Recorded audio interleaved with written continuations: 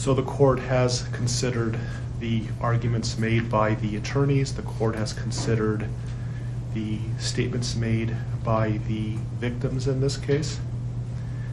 The court's going to find that the plea agreement is fair and reasonable under the circumstances. I want to acknowledge the Rusick family as well as the Watts family that showing mercy on Mr. Watts is understood, and I respect that decision to request that the district attorney not seek the death penalty in this case. And so the court is going to accept this plea bargain under the circumstances.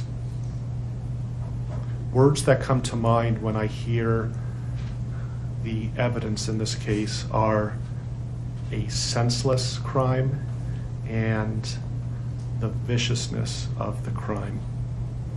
And equally aggravating in this court's determination is the despicable act of disposing of the bodies in the manner in which they were done in this case.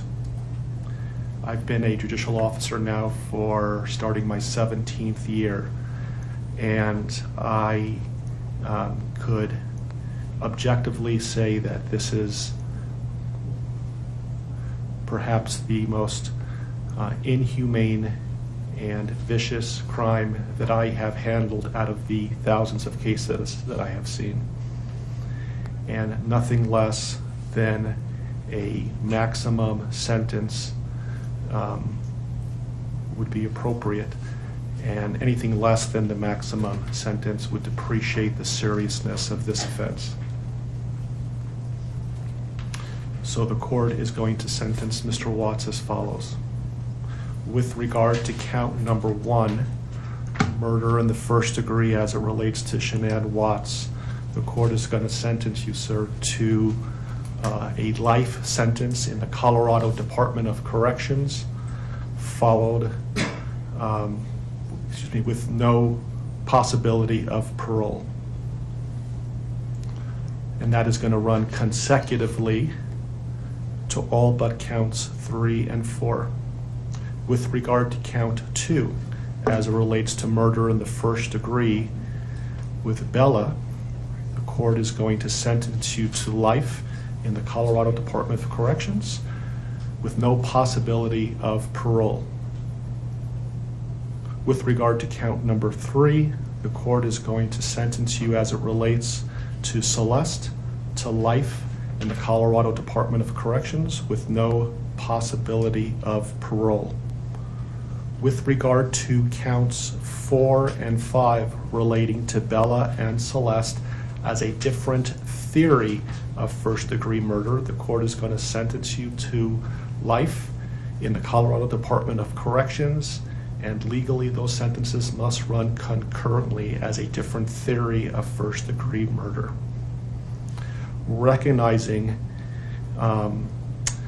the unlawful termination of pregnancy for the unborn child that has been named Nico, the court absolutely believes that the maximum sentence of 48 years would be appropriate to run consecutive to the other charges, with an additional mandatory parole period of 3 years as set forth by statute.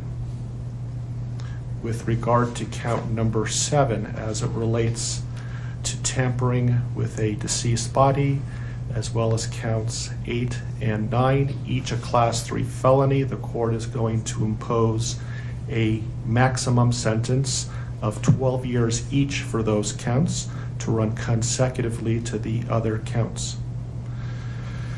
The court is going to order that the statutory fees be paid and court costs. The court's going to grant the prosecution 91 days to file a notice of restitution, and that will be the sentence of the court.